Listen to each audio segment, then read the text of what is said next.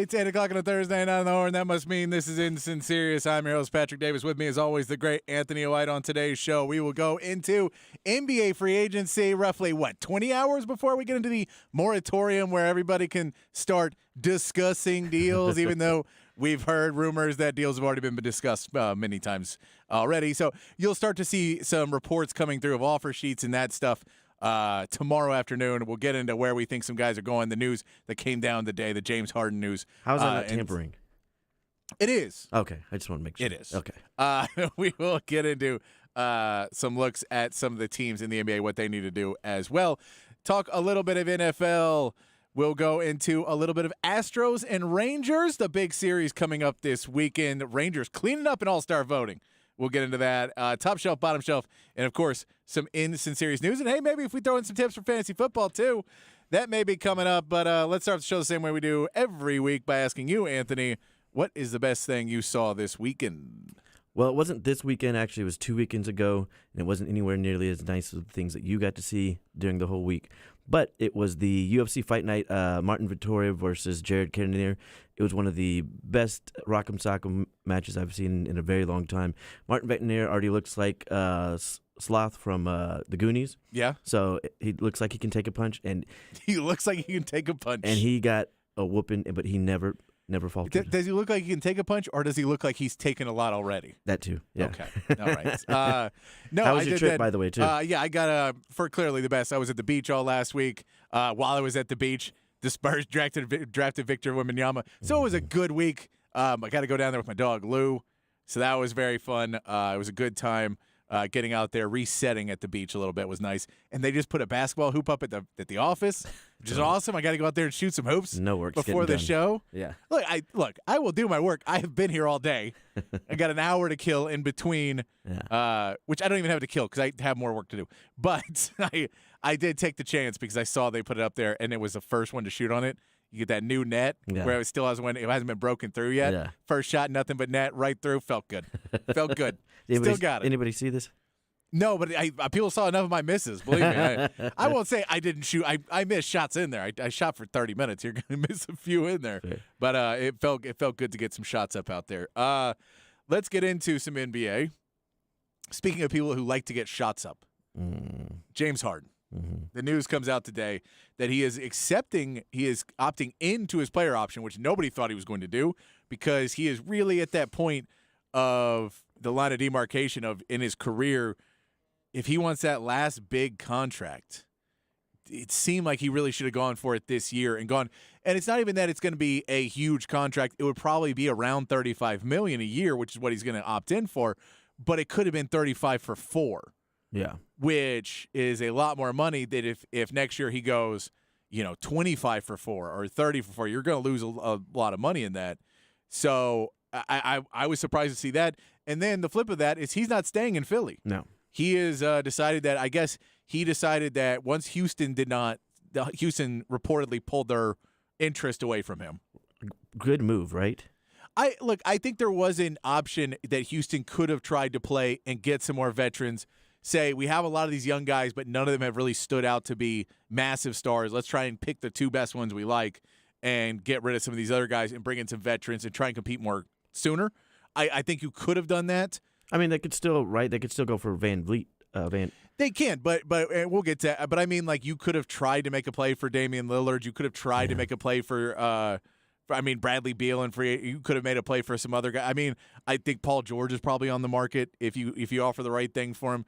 So there's guys out there that if you were to offer a good young core and a couple, good young pieces and get them out of a bad salary, then there's guys available. Yeah.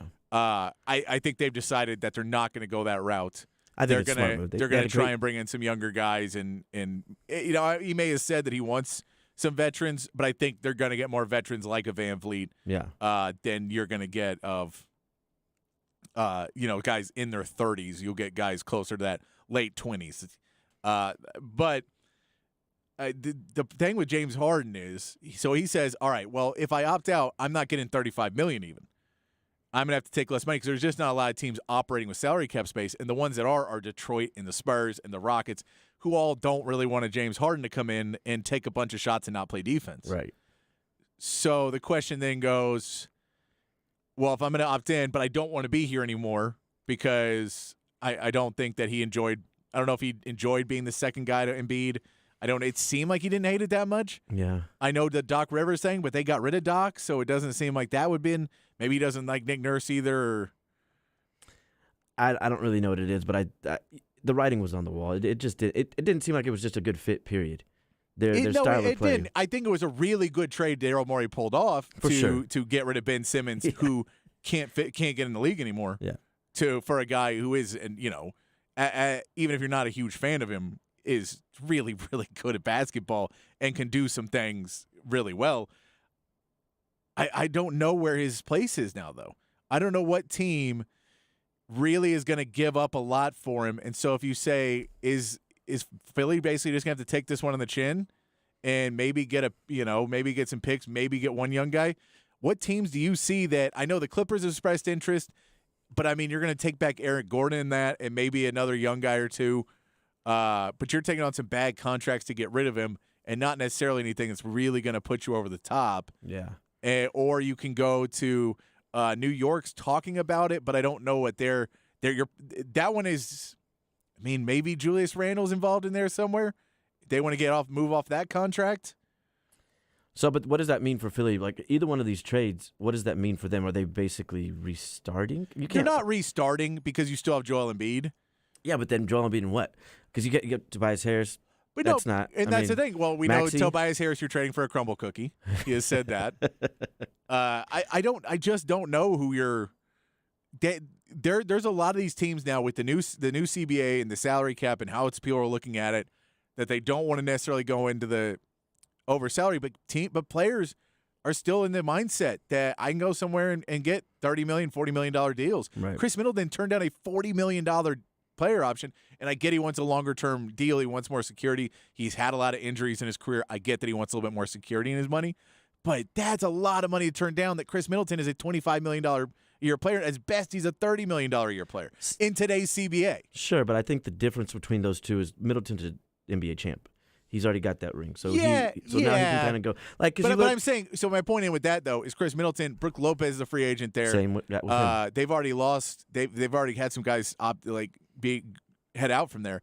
This could be for Milwaukee. They could be in that position like Philadelphia, where hey man, we got to find some guys real quick and try and patch this together. But we're over the cap with the guys we already have, and Milwaukee will still have Holiday and Giannis, so you still got a good start, but how do you piece the pieces around that to be a contender versus a 6 seed? And for Philadelphia, you still have Maxey, who can you turn Maxey into another veteran and maybe in a trade, put him as a part of something. There is some and Toby, who maybe you turn him into something or you keep him. I think there's guys they have, but I don't know when you saw what happened in the playoffs this year where you're going to go with it. And if you're Boston, I think you feel pretty okay, even though you had to get rid of Marcus Smart. We still don't know about the Jalen Brown, what they're going to end up doing with that. I think they feel pretty good, and I'm curious if Miami becomes a hunter for James Harden or hunter for someone else, that they basically say, we'll give you nothing for him, but we'll take a guy. We need another scorer. Yeah. I mean, so you don't think the Clippers thing is a reality? I think the Clippers are a very real suitor for him. I don't think you're getting – if you're Philadelphia, I don't know what you're getting back. Tons of picks, right?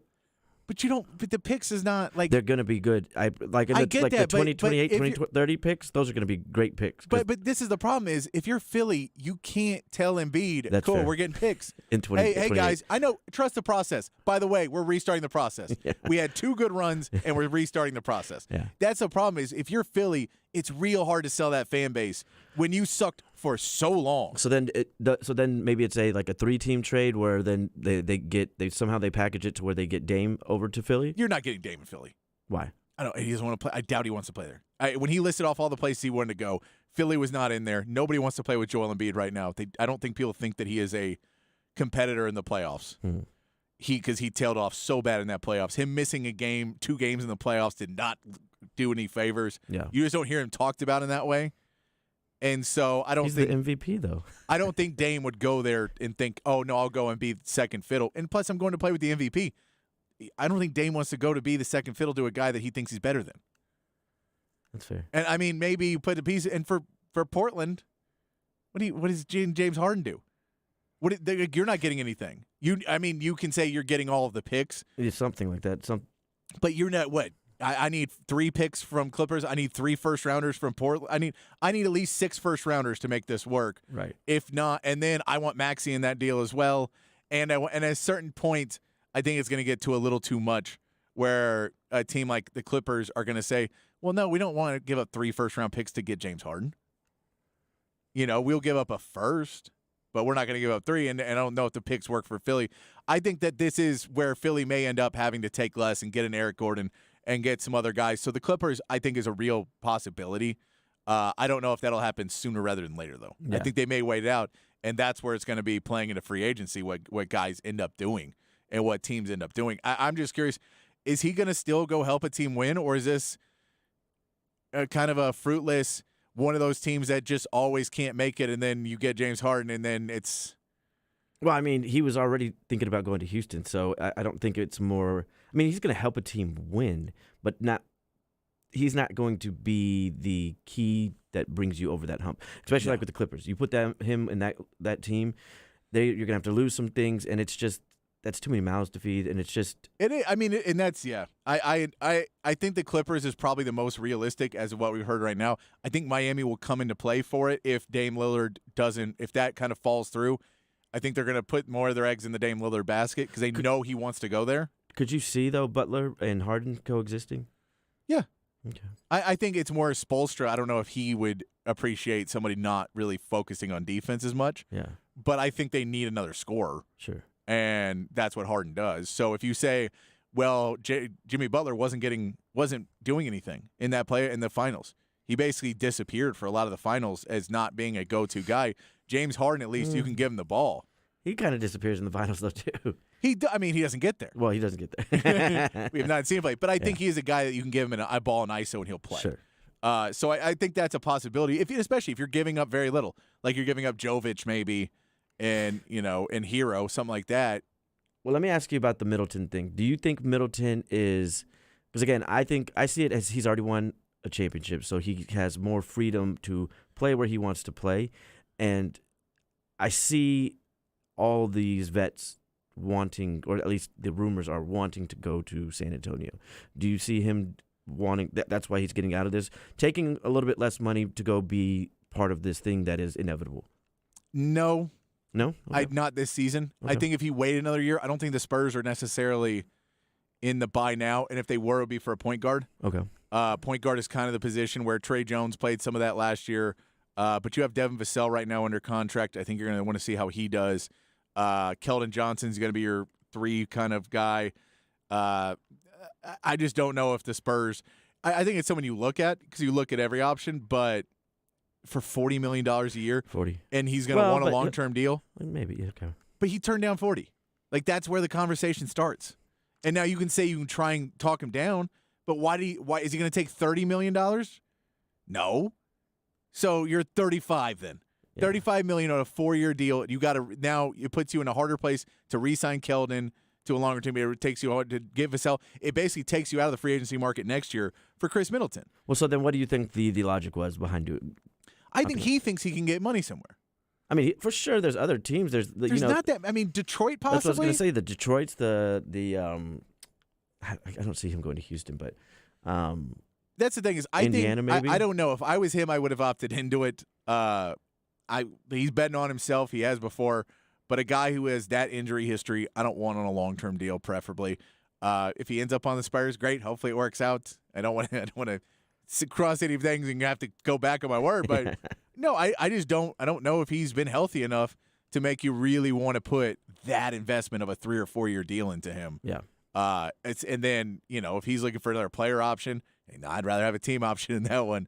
I just don't know if because he's good when he plays, but was he even the second best player on the championship team, or was he third? Who was the second? Drew Drew Holiday. Holiday. I got you. Yeah. So that's where I'm at. Where I think he's already in his 30s, I believe. So there's just a lot of pieces where I think if for the right price, if he comes to Spurs and goes, I'll do 3 years, $20 million a year, $25 million a year. Let's do that. I'm fine with that.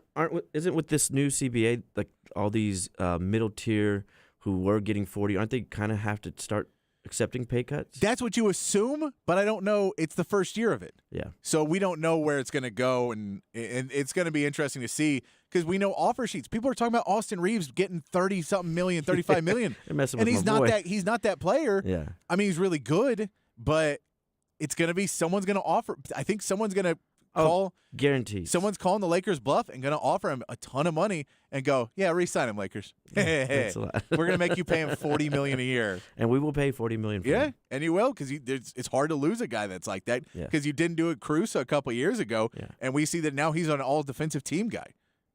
So it's I don't know. I think the James Harden one is special. Let's go over some other. Fred VanVleet is a name that goes around a lot. I think the Rockets is that one. The one that makes the most sense of the Rockets. It makes the most sense to I know me. the Spurs are coming up in that as well because they need a point guard. But again, this is one where I don't think the Spurs necessarily are going to try and pot commit to anything this offseason. They may be bluffing right now, and which I mean is true. I mean it makes sense. I mean you watch those first few shots he took. Watch the shots he made today, guys. I'm just kidding. No, I think you want to see who right. plays well with him. Absolutely. You just don't know sense. what he's going to play like in the NBA, and you don't know the chemistry of the guys. You have a guy in Jeremy Sohan who you're not sure if he's going to be able to play, if you're going to be able to play smaller and put him at a 5. So is he going to be a bench guy? And if he's a bench guy, what's his ceiling as a bench guy?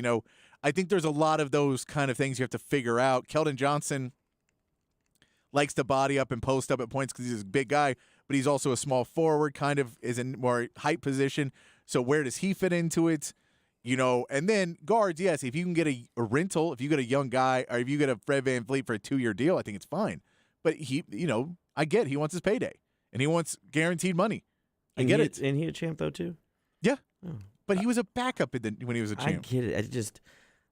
I see these players just accepting less to play with greatness like that. I think they will next year and the year after. I think we're going to see that more. But these names, Kyrie Irving is going to be an interesting one to watch just in the fact of we know he said he's going to have a meeting with Phoenix.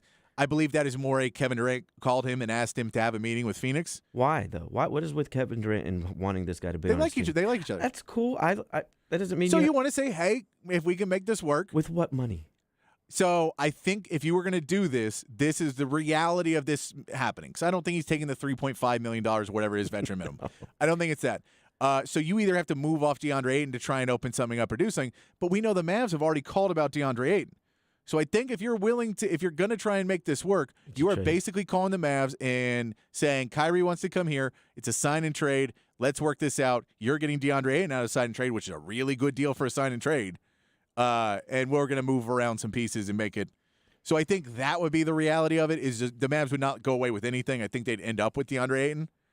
Now, whether that's a good thing or a bad thing in the long term of trying to add a piece and you lose another piece, which is they've kind of done over and over again.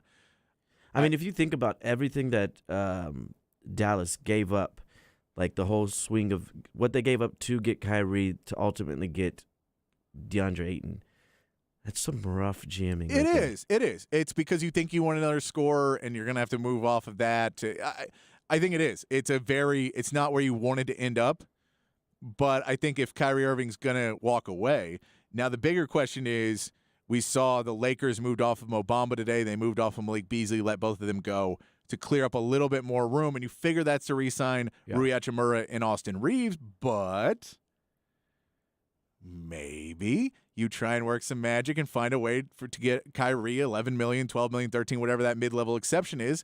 See if he will take that to come over and try and win a ring in L.A., and, we know that LeBron and Kyrie have talked. They work. I mean, Kyrie said he wanted him to come to Dallas, but in these conversations. So, of the two rumors that I've heard about it, it's that and Fred. I would much rather take Kyrie just because of the money too. Like Fred's going to cost too much money. It's way too much money for what it is. And I think Fred VanVleet would be a better fit, better player because he is just kind of that 3-point shooter that you can sit out there with LeBron. But yeah, again, I don't think he's taking 13.5 to do it. No, and I think in that regards, yes, but I think Kyrie, the playmaker with Davis, I think is what you're trying to find more than so much with LeBron. So but it's a thing that you're going to have to watch over these next days. And if anybody wants to tell you, well, he'll do this or he'll do that, it's Kyrie Irving. None of us know what he will do. So we have to wait and see with Kyrie Irving. Draymond Green, I am shocked at the amount of suitors that a 30-something-year-old Draymond Green is pulling in free agency when he opted out of his contract. Now, again, this is a guy, I believe his contract was $35 million that he was an opt-out of, and I think that a lot of people are looking at that number where they want it to be lower. Yes. And he doesn't want it to be. No. But we know Dame Lillard has said he would love to have him in Portland. We know that Sacramento has cleared space, and the thought is that they want a winner. Mike Brown is a big fan. Mike Brown was an assistant coach with the Warriors. He knows Draymond Green. He likes Draymond Green, wants him to bring toughness. Yes, did he step on one of your star players' chest in the middle of the playoffs and try and get a guy's fight? Yes, he did. But he also chanted F Chris Paul, and they're teammates now. Yeah, well, for now. Well, I mean, technically, because he opted out. But I think there's a lot that's crazy. And a lot of teams are in the mindset that Memphis was apparently heavy on Draymond Green because they wanted to bring in a winner. They brought in Marcus Smart. Yes. Who they can say, okay, this guy is bringing our toughness. Right. The Houston Rockets are apparently in on Draymond Green because they want to bring in some toughness and veteran. If I'm the Rockets and sign Draymond Green, I love it because let's give them a hard knocks in how many punches Draymond can throw in a preseason because he is punching everyone on that roster. Get him and Dylan Brooks in there and just bare knuckles fighting in the Houston Rockets. What's your beef with the Rockets? I just don't think they have any, they're just not a mature team. And they're going to add in two guys that are leaders and mature. And the way they do that is by threatening people and fighting people. That's not a maturity that you always want to bring in. And yes, I'm coming from a stuck-up Spurs fan point of view that you can have a good competitive edge, and it doesn't have to be through violence. But we know that other people don't believe that. Draymond Green, does he just end up in Golden State? In Golden State, does he just stay, or does he make a move this offseason? I mean, I know that Poole's gone, so they kind of don't have to worry about that anymore, but he's still kind of... I think they traded Poole solely because of Draymond Green. I'd agree with that, I think he told him when he opted out, he goes, don't call me if that guy's on the team. And I understand that, and they did that for that same reason, but I could see him going somewhere else. I kind of on the tip that Dame likes what the future, the potential with Portland, with the Scoot Henderson and the potential of getting certain I think players. he knows if he goes anywhere else, they're going to have to give up too much to get him, and it's basically it's a lateral move. Yeah. I think Miami would be enticing if they didn't have to give up much. I don't think Portland's going to do that. I could see Draymond with Portland. I like that. I'm not too sure about the Sacramento. I don't know enough of the mentality of the players that if they could handle. I know De'Aaron Fox has done his podcast. He's been on the podcast, so they must have some line of communication. But this is more a Mike Brown thing of he wants to bring it in. I personally wouldn't do it. I think there's other guys you can try and get. And look, Denver got Jeff Green. That was what they did. They got a veteran in Jeff Green, and you saw in the finals. He didn't play a lot, but he was a very big presence. You saw him talking to Aaron Gordon and talking to Garfield. Jeff Green is a veteran that you get that helps you win games, and no one is talking about any of his off-court stuff, right? There's those guys in the league. I was going to say, does he have off-court stuff? No, but I'm saying he doesn't. Yeah, okay. Yeah. No, but Draymond does. And that's my point is you're bringing in – Draymond's a better player than Jeff Green. That's no doubt about it. Sure. But are you going to bring in a guy and then pretend that, the fact that he can't play offense, that he can't shoot a ball is not a problem? And maybe it's not a problem in Golden State where you have the best shooters in the league, but go to a team that doesn't have that shooting presence. And everybody sags off. And you know what De'Aaron Fox likes to do? Drive. You know who can help off a driver? Whoever is guarding Draymond Green. Yeah. Even if he's staying at the three-point line, you can help off on De'Aaron Fox. And he's going to kick it back out. If Draymond shoots 20% from three, you lose a lot of games. Yeah. So, I just don't like that as much. I like Brook Lopez going to Portland and another player going to Portland and then building a team. I think Brook Lopez going to Sacramento also makes sense. That's a guy who's a more veteran, lets you move Sabonis down to the 4, and you kind of can stretch it with those two guys, leave the lane open for De'Aaron Fox. I like that one a lot more. Brook Lopez is going to be one of the most sought-after people in free agency. The number is going to be a weird part, so I think he may end up staying in Milwaukee solely in the fact that Milwaukee will give him – he knows what it is. There's comfort in it. Yeah. We did know he said what team he would go to if he had the choice of any team. He said Seattle. So it's the kind of guy Brook Lopez is. It's going to make the joke. It's going to be interesting. Let's go through some teams real quick, and I want to get your best case scenario for some of these teams. We'll start off with your Lakers. What is your best case scenario for the free agency starting tomorrow, basically? What's your best case scenario for the Lakers? That we don't lose Austin Reeves and we gain one of a decent to better to a Kyrie Irving, getting a Kyrie Irving. So, yeah, I think your best case scenario is Austin Reeves doesn't try and screw you over. Right. And he doesn't sign with you. He's going to sign an offer sheet somewhere else because you can make more money, and the Lakers will match it. But if he doesn't sign a $40 million offer sheet, if he signs a $25 million, $30 million offer sheet, it helps the Lakers out a lot. They'll still match it, but it also means that they're not getting stuck with that of trying to have flexibility in the future. Yeah. So I think that's their best case scenario. I don't know if getting Kyrie's in the future, but it for them that would be the best case scenario for them for sure. What about the Mavericks? That they just don't make any more mistakes. That Kyrie stays. I don't know. But because you can't really trade him. You're not going to get much back. So your main thing is either you lose him, and I mean technically the under Ayton thing is I haven't heard that is from anybody that's a reality. But if you look at those two pieces, the puzzle pieces match up for that. You've got to try to get a Ayton or a Lopez or just and I'm going to throw the name out there. He was cut today. Mo Bamba is a guy I would look at if I'm Dallas. We know that he has been a project that has never quite worked out.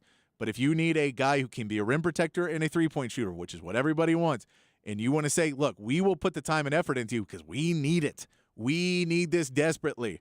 That is a guy that I would look into. And if you can get him on the court and get him healthy and get him out there playing, I think it's a better spot for him because he's going to be playing with some generational. He's going to be playing with a generational talent in Luka, the really good player in Kyrie Irving that he never had in Orlando. And when he got to LA, he just didn't really fit in with Anthony Davis. He didn't seem to be. He was hurt a lot. So I think that's a guy that if I'm the Mavs, I'm definitely looking at Mo Bamba to see, hey man, this could be our stretch three that just kind of fell out of the sky. I just worry about he's not as good, but we were paying Dwight Powell last year. Yeah, he's as good as Dwight Powell. They don't bring up the player's caliber at all. I've never seen that. They're not great in player development. I think you need to work on that, but that's something you have to do anyway. Yeah. So that's one for that. The Houston Rockets. What's your best offseason? Just bringing in good vets, not the flashy ones. So Fred VanVleet, right? Yes, something like that. That's basically VanVleet, and then maybe if you can pull in one more, and then if you get like a Taurean Prince or one of those guys, some of those guys I think would be a good offseason for the Rockets. I would say don't do too much, don't bet everything, but you have to try and compete this year. You can't try and tank again. In your best case scenario for the Spurs, I know they trade Wemby to the Lakers. I know that's your best case scenario, but honestly. They're set. I don't think they re-sign Trey Jones. Yeah, I really don't think they need to do anything. You're absolutely right that they should hold off until next year before they make any big decisions. Yeah, the one that's curious is if Jakob Poeltl takes less money to come back.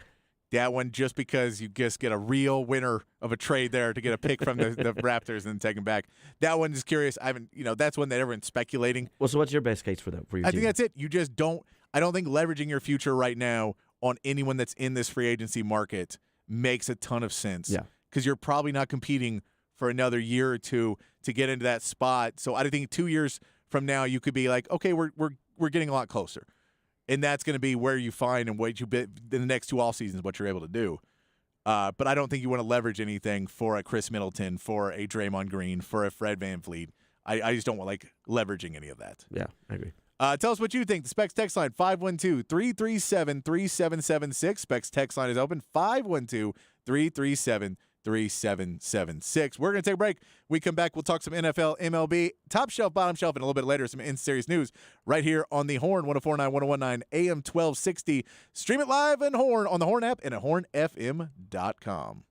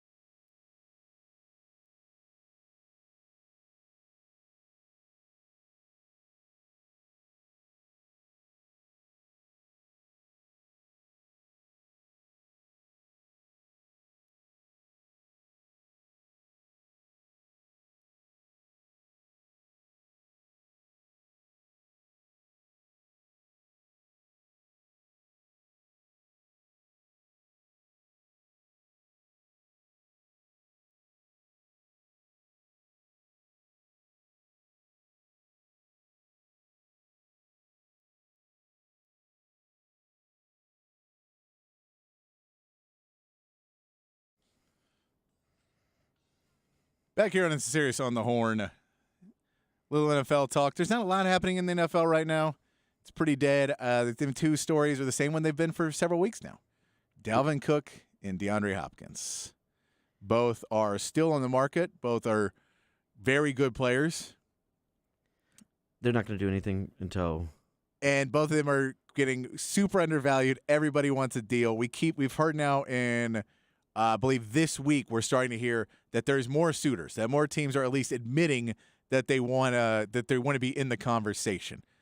I don't think any of them really went up, but I think when everybody heard, they're like, "Wait, that's what the asking price is? Like that's what they're discussing? He's discussing the Patriots. The Patriots don't play anybody, so why don't we put a phone call in? Right. We thought he wanted, $25 million and to be on a winning team, and this if he just wants to play, let's get him. Let's at least make a phone call. And Dalvin Cook, I think that's one too where everybody's in there, but they know the running back market is dire. But if you say, well, he hasn't signed with anybody, let's put in a phone call. Have the Cowboys put in a phone call for Dalvin Cook yet? Oh, sure. You think so? Oh, for sure. They have to, right? Yes. If they don't, it's malpractice. And when right? they find out, yeah. I think it's smart though to wait because unfortunately, the reality of training camp is there's going to be tons of injuries. Yeah. And it's got one team that is going to one of these teams that isn't really deep in the running back area, like the Cowboys, is going to have some unfortunate thing happen, and Dalvin Cook's going to come to the rescue for a high fee. For a high fee, yes. I think that that's the best thing to wait. And plus, you don't get beat up in having to do all the training camp. Take the year off. I think that's what we're going to see. I would be surprised to see either one of them sign earlier. If Dalvin Cook does sign earlier, it's because someone gave him way more guarantees than anybody. Like, he knew, hey, man, someone's giving me 3 years with guaranteed money. I have to take that because any offer I'm getting in the regular season is not going to be a multi-year deal most likely.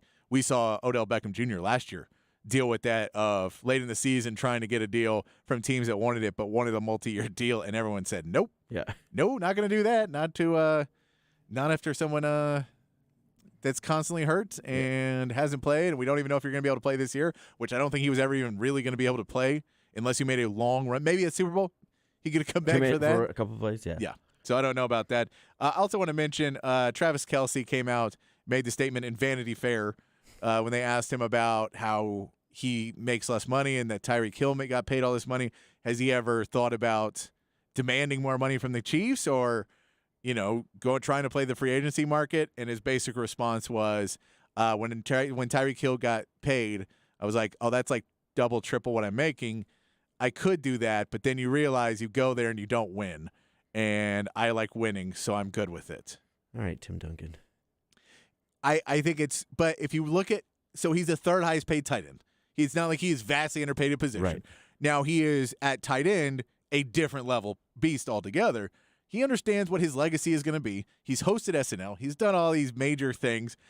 I think that he understands the bigger picture is I can make like $6 more million a year probably. And if I really, really wanted to, and I would lose, I'd be miserable. My career would nosedive. It would be the last big contract I got. Yeah. And I don't get to play with Patrick Mahomes. I don't get to play where I'm the most beloved guy. My podcast doesn't do the same numbers. All those things lose away because now I'm just a tight end in the league. Yeah. I'm TJ Hawkinson. Hey, whoa. I'm just a guy in the league. Ooh, that is rough. You're going to eat that after the end of the season. Really? Yes, sir. Really? He's going to be famous at the end of the year? Tight end wise, yes. No. I meant Travis Kelce hosted SNL. So, yes, no other tight end is probably going to ever host SNL. I mean, Gronk. That's I'm what talking about present. But I'm saying TJ Hawkinson is you just chose the wrong name. Oh, you just really like him. You're a big fan of the Vikings? Yes, absolutely. Oh, Kirk Cousins? Yeah. Listen, look at what he's done. What is the Cowboys done for you that you think that's a good team to? They got Justin Jefferson. Yeah. And that's it. Oh. I mean, Madison's good. I was about to say, yeah, they got some good players. I'm just trying to talk trash. I do want to get to some MLB real quick. The Astros and Rangers start a series tomorrow. The Astros are up right now. The Rangers lost today. I believe the Angels have lost today. So the Astros getting up a little bit more ground. I believe they'll be 5 games back. I think maybe 4. Let's see if they win this game right now. They will be getting closer in that round. So this is a big series. They're up 9-0 on the Cardinals right now in the top of the 8th. So we'll go ahead and, now Now, it's an Astros team, so they have blown a lot of games. They're 5.5 games back right now. So they'll be 5 games back at the end of that game. You start a 4-game series with the Rangers. If the Rangers sweep the Astros, It's a problem. it is a 9-game lead they take, Yeah. and that's starting to go into the All-Star break, right? If the Astros sweep the series, they are 1 game back. Now, if you push 2-2, everything kind of stays playing. But this is a big series, and as far as I know, the biggest Astros-Rangers series we've probably ever seen.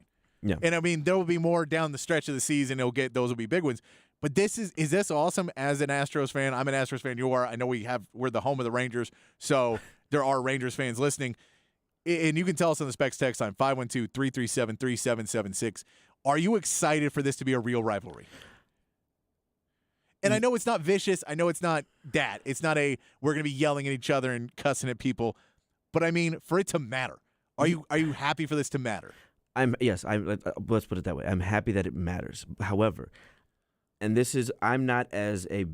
I'm a huge Astros fan, but that's kind of where it ends. Like, I'm not a big MLB fan. Yeah. So I don't know much of anything about the Rangers. I don't know. I know that they made a lot of big moves in the offseason. Did they have 4 starting All-Stars this year? It's insane. But I didn't know that until you said that earlier. So this is kind of like the inauguration to it. Like, this is like the so revamp. You're getting into it now. If it's entertaining and it's great, and if it's a 2-2 or if it's a whatever, then down the stretch, like at the end of the season when it even matters more, yes. But right now, I'm like, wait, what? I know. Look, and I have to get up for something because sports are basically over, and it's somewhat all of my world, and it's anything I watch on TV is sports. So I have to be. But I'm thrilled about this series. We know Altuve came back a couple days ago. He had the hurt foot. Alvarez is apparently on track to come back right after the after the All-Star weekend. Brantley is starting to work out again. That's awesome.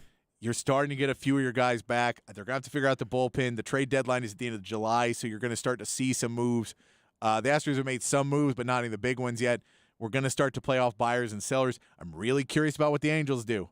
The Angels are a game behind the Astros. They're 6 games out of first place in the AL Central. They're playing good baseball for the first time in a long time. However, big albatross over your head. Shohei Ohtani is a free agent at the end of this year. Do you let a generational talent who is bigger than a generational talent? He may be the most valuable player in any sport playing right now because he can pitch and hit, and he's one of the best pitchers and best hitters. It is a unparalleled feat that he is doing. Yeah. And if he just leaves in free agency, you get nothing back for having that on your team. But if you are thinking of trying to re-sign him, then you can't trade him. And if you're trying to make a run, and you're the best you've played in years, do you pull the plug on it and say it's more valuable to us as a franchise to get back from a Yankees, from a Dodgers, from a Red Sox, from a whoever who's going to be trying to compete, the Rangers, whoever it is, and say we will raid their farm system and get all these pieces because they understand that it's not only are you renting them for the second half of the season, you're also the front runner now to re-sign Shohei Ohtani because now he's already at your program. You've already got him in. You get an extra 3 months to sell him before free agency. You get to really give him everything that this is the team you need to be on, and your future is here. Here's a $12 million. Here's a 12-year deal. Sign on the dotted line. We're ready to go for it. I think you're going to get a really good return, even on a rental. Now tell me this: you saying all that, what? And I'm sure there would be some tampering rules by doing this, but let's say he goes to the Angels and says, "Hey, trade me." But wink, wink. He gets traded. They raid their farm, but I'm coming back. Is that an actual possibility? Yes. I mean, I don't think the Angels are really in play to sign him though. No, but I'm just saying if they were, and they did that, yes, you could technically, because he could say that, because you just can't sign any papers. Okay. So he could say all that, and then they go, "All right, wink, wink," and he walks away and he shuts the door and he goes, "Dummies, gotta go," Sure. And then never returns their phone calls ever again, right? Because they know that that's a reality, and if nothing's in writing, it doesn't exist. And again, if they trade him, that's 3 months of pitching. You're basically getting July, September, October. to pitch him. If you make a World Series run with him, how much more does he want to stay where he just made a World Series? Like, all of those things are real negotiating points. But the Angels they have money. They spent money before. Yeah. I don't know. I'm really curious to see because they're in that hunt. Mike Trout has had some injuries. Rendon is supposed to be coming back soon. They'll get a few guys back, but they could be buyers. Yeah. And they could say, we're keeping Ohtani. We're going for it all. And we're hoping that we win a World Series and prove to him that he should stay here. And this is our future. We're keeping Trout and Ohtani. And damn the man, how much money this costs. We'll pay it. Yeah. You're in L.A. You're the second team. You're in L.A. I don't know. Yeah. I think it's very curious to see. I'm excited to see what happens with it. We will see at the trade deadline or at the All-Star weekend, everybody trying to sell Ohtani. Hey, man, why don't you tell him? Tell him to come on over. Yeah, tell him to – because players don't care about the farm system. Right. They don't care. Trade away all our prospects. We don't care. Like, give us, 2 good prospects left, but then you just go sign everybody. We don't. It's not our money. Yeah. Go get them. That'll be interesting. Let's go over to top shelf, bottom shelf. Before we do, for the texter who asked us, what about the Spurs and Damian Lillard? I don't like it. I don't like it. I don't like a guy to take the shine off of Wemby like that. It's too much, yeah. It's a lot right away. I think Wemby wants to win now, too, and they're not, even with Dame, they're not winning this season because you just have to kind of figure out how to be a winner. Yeah. It just takes a little bit. Yeah. Like, you need at least a playoff run or two to figure out how to do it. So I get it. It seems like fun. I'm also not the most sold on Dame Lillard making a team a champion. I think you need to have a lot of pieces in place because point guards are just the difference between the best point guard in the league and the 5th best point guard in the league isn't that much. No. And he's not the best point guard in the league. No. Another thing we didn't talk about really is just about Denver real quick, about how all these players we're talking about wanting to go to San Antonio. These players are also going to want to go take a pay cut to go play with Jokic for sure. Yeah, I think the pay cut's different. Spurs have salary cap room, so you can take a pay cut and still get paid. Yeah. In Denver, you're signing for almost nothing. Bruce Brown is going to be a big piece of that free agency as well if he decides to go back to Denver or if he moves on. Dallas is looking at him to get a perimeter defender, but a perimeter defender who can score like Bruce Brown, he will get a job somewhere. Yeah. He will do very well for himself. Let's go over to top shelf, bottom shelf every week. Anthony will read off some stories that we didn't have time to get to in the rest of the show, and I will tell you if they're grade A. At the beach watching Victor Wembanyama say, "I'm a damn Spur." Or that bottom shelf, someone has to go back to work on Monday. If you see Sohan come in. Come on! Ruining a moment I'm having.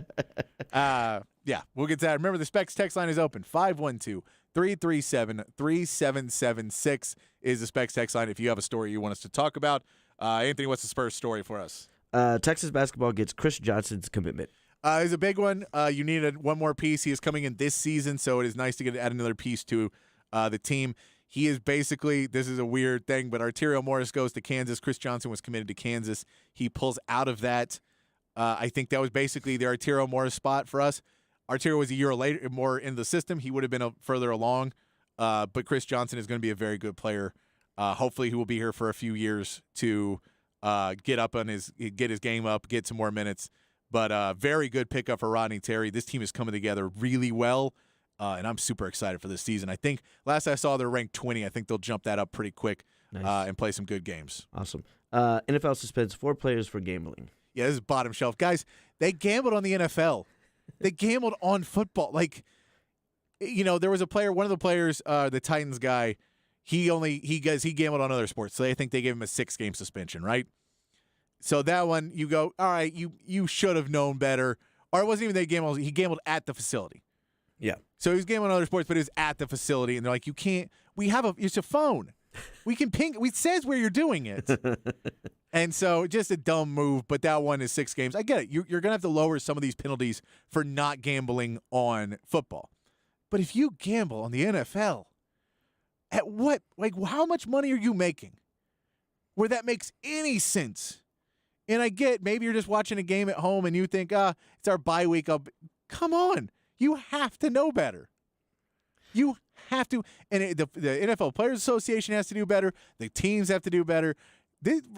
Rodgers, the guy for the Colts, the cornerback, was one of the reasons they felt comfortable trading Gilmore to the Cowboys because he was going to take over his spot. Yeah. And now he's cut from the team.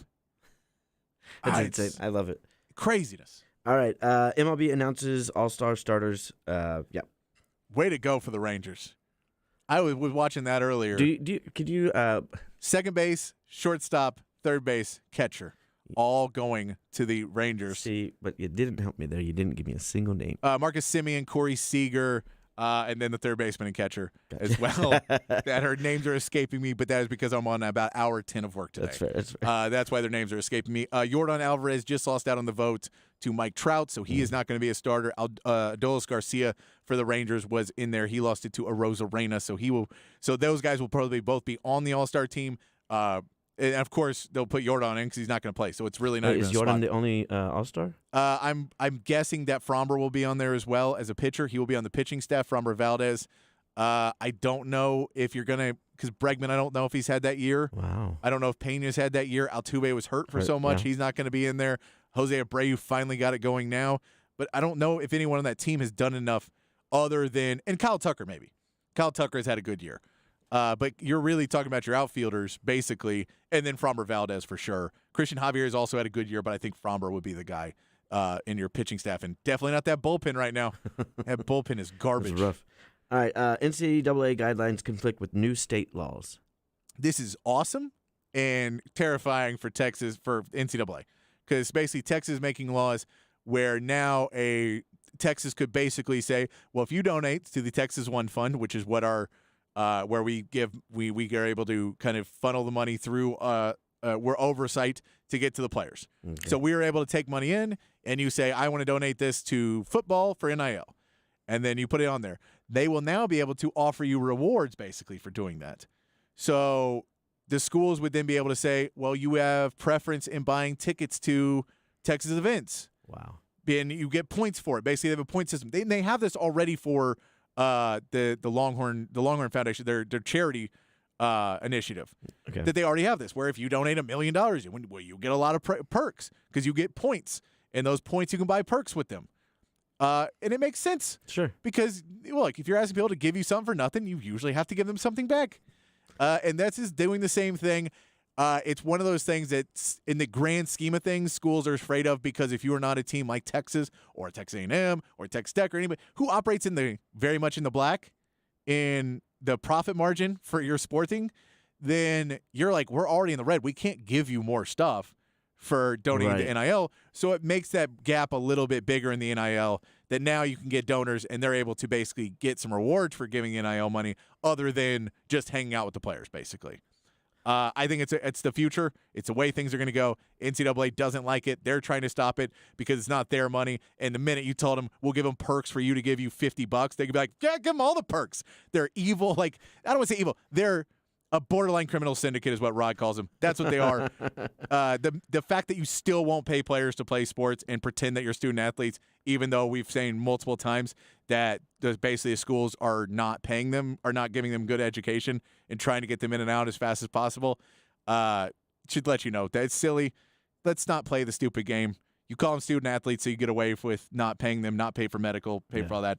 I just let the NCAA be done. Please, we're done with them. Let's move on. Then we'll drink Top Shelf. When that Top Shelf, Bottom Shelf story is the NCAA is done. Top Shelf, the toppest of Top Shelf. Let's do one more and we'll go to break. All right, J.J. Watt joins CBS coverage. Put him in with Tom Brady and let him hit Tom Brady every time he makes a bad call. I think are they on the same channel? Or is Tom Fox? I think Tom. I don't know where Tom is. I don't know. But I look good for J.J. Watt. He is an awesome dude. He seems like he has a good personality. That he'll be great. I think he's going to be fun to be on there. I'm guessing they're going to use him more in like that Greg Olson role. Exactly. And when Greg Olson does do color, but I think he's going to use him more in that. It is Fox because Greg Olson Fox. I don't remember. And he's Tom Brady's taking Greg Olson's spot. Oh, you shouldn't do that. Tom Brady's gonna be the worst, dude. I can't stand his voice. It's the worst. Like I'm not saying he's the worst because he thinks he's not gonna. He'll have great insight, but I mean it's gonna be coming from a surfer. And I don't want to hear, bro, and then he's going to throw the ball down the field, Dad. They're down there, man. It's a really good pass, bro. I want to hear that from Tom Brady. That's what's going to happen. Come on. Okay, all of the mutes. Don't mute us. We'll be back here on Insinserious with this Men's Serious News here on the Horn, 104.9, 101.9, AM 1260. Stream it live on the Horn app at hornfm.com.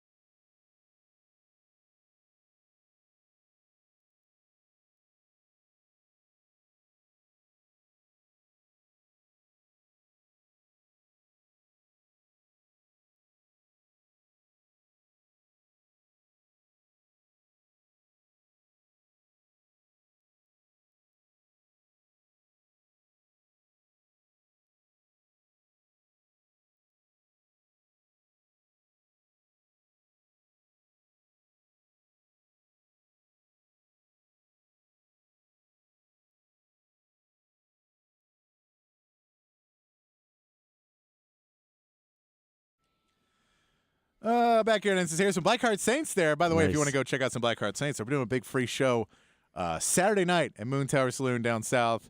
But it'll be fun to go down there. The singer of this band may or may not have hung out with me at the beach. We'll see. He may or may not have been hanging out. But Blackheart Saints are awesome. Yes. They're going to be putting on it'll be a fun show Saturday at Moon Tower Saloon. I will be down there if you want to come say hey. Just find me in the mass group of people. I'm the white guy. The tan white guy now. The tan white guy. That's it. Yeah. But, yeah, come on out Saturday and say hey to us. What about let's do some Insinserious news. Anthony, are you ready? I'm ready. Our first story comes to us from Jamaica.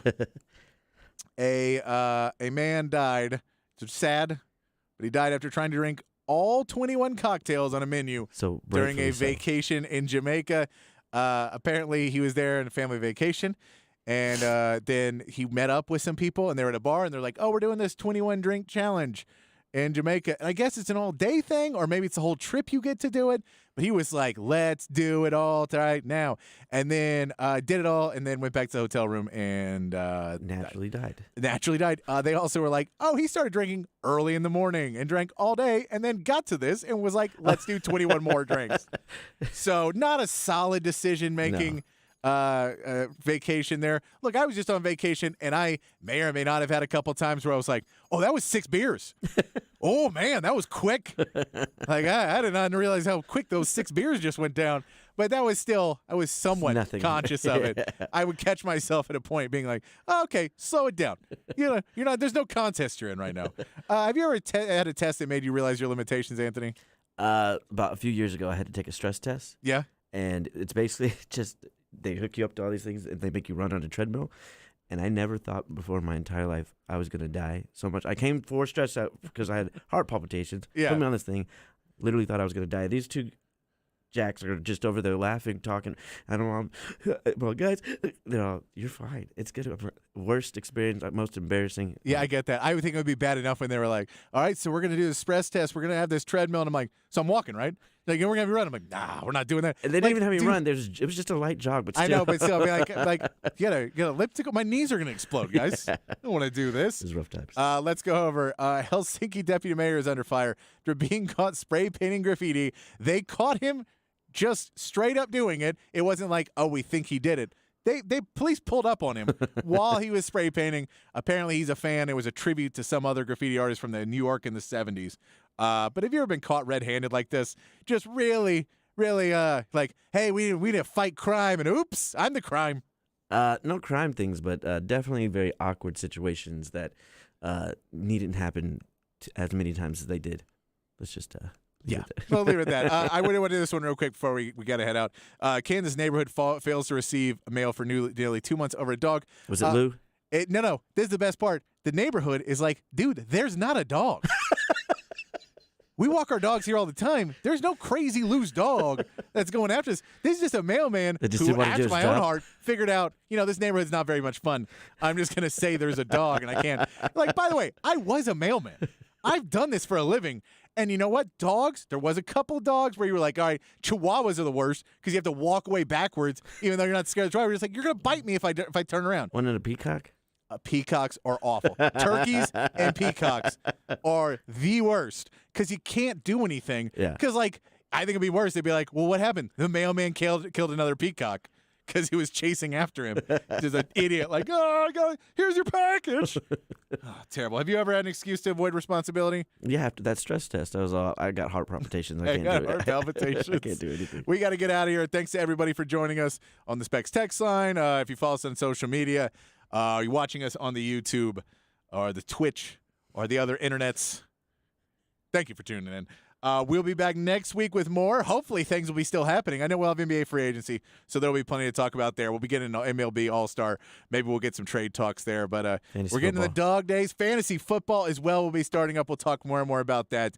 But send us in your suggestions, what you want to hear about, because we're in the dog days of summer, guys. We'll be back next week. Until then, keep your underwear clean. We'll see you then. Peace.